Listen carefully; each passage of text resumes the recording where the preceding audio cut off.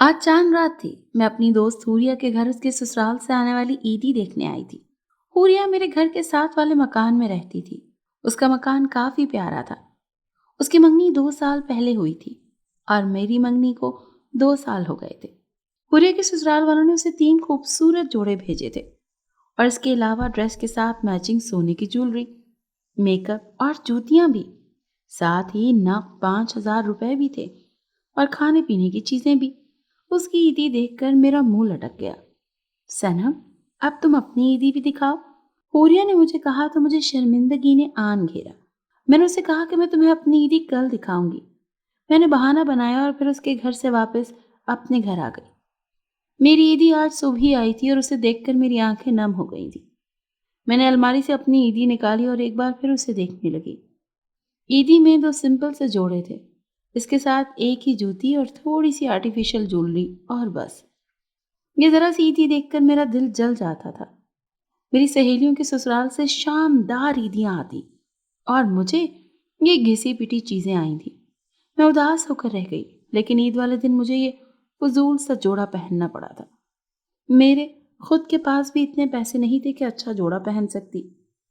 میری سب دوستوں نے آج کے دن شاندار جوڑے پہنے تھے.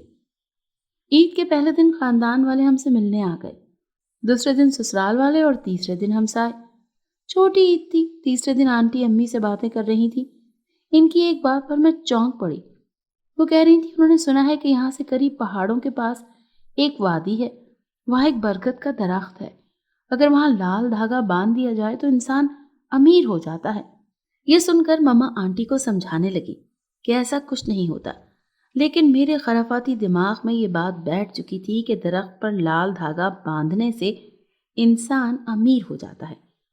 میں اب موقع کی تلاش میں رہنے لگی کہ کب امی کی نظروں سے بچ کر وہاں چلی جاؤں.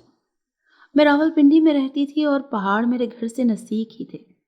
امی اس چیز پر یقین نہیں رکھتی تھی کہ کسی درخت پر دھاگا باندھنے سے انسان امیر ہو جاتا ہے یا بیٹا پیدا ہوتا ہے یا مراد پوری ہوتی ہے وغیرہ وغیرہ.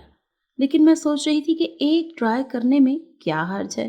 امی کپڑے سلائی کر رہی تھی، وہ کافی مصروف تھیں، اسی لیے یہ وقت بہت اچھا تھا.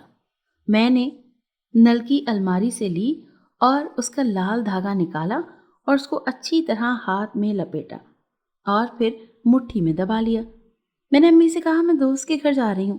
امی نے اجازت دے دی، اسی لیے میں گھر سے باہر نکل آئی، لیکن دوست کے گھر جانے کے بجائے اس وادی میں آ گئی. یہاں کافی بڑے بڑے درخت تھے. میں کنفیوز ہو گئی کہ برگد کا درخت کہاں تلاش کروں.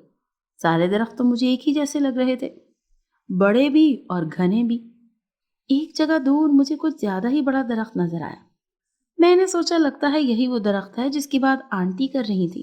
میں دل میں امیر ہونے کی دعا کر کے اس درخت تک آئی اور اس پر دھاگا باندھنے کے لیے اس کے گرد چکر کاٹنے لگی.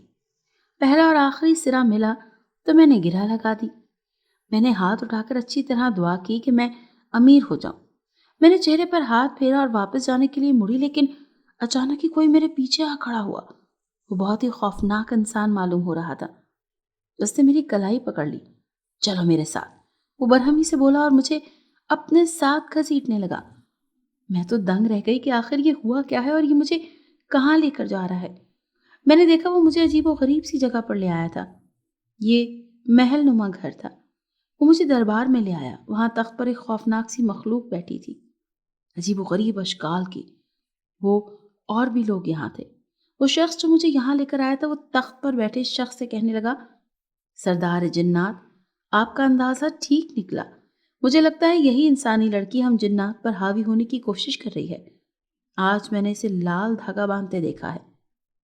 ایک عرصے سے ہم اس کی تلاش میں تھے. اس کو زندہ میں قید کر دیں. اس جنزادے کی بات سن کر میں کانپ گئی. مجھے اتنا تو اندازہ ہو گیا تھا کہ میں جنات کی دنیا میں پہنچ گئی ہوں. میں ڈرتے ہوئے انہیں یقین دلانے لگی کہ میں وہ لڑکی نہیں ہوں، آپ غلط سمجھ رہے ہیں. میں کسی برے مقصد سے اس درخت پر لال دھاگا نہیں باندھ رہی تھی.